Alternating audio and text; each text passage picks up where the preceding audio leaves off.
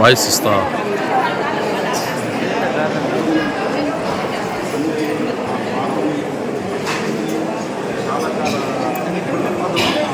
శ్రీ రంగనాథ పరబ్రహ్మణ్య నమః, శ్రీమతే రామాంజాయ నమః.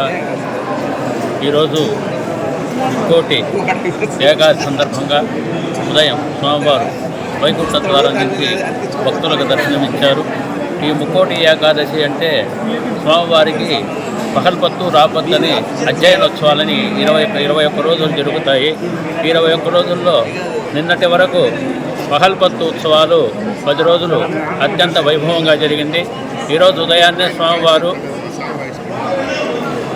వైకుంఠ ఏకాదశి సందర్భంగా వైకుంఠ ద్వారంలో ఉత్తర ద్వార దర్శనాన్ని భక్తులకు సేవ సాగించడం జరిగింది.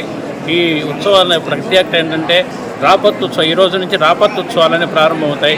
ఈ రాపత్తుత్సవం నమ్మాటివార్ల పరమపదోత్సవం అని ఈ రోజు నుంచి ప్రారంభమవుతుంది. ఈ 10 రోజులు రేపటి నుంచి కూడా స్వామివారికి ముక్కోటి ద్వార దర్శనంలో భక్తులకు దర్శనమిస్తారు.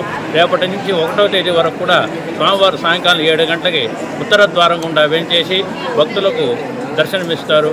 కాబట్టి భక్తులు ఈ అవకాశాన్ని కూడా వినియోగించుకుని స్వామివారి కృపకు పాత్ర కావాల్సిన కోరుతున్నారు.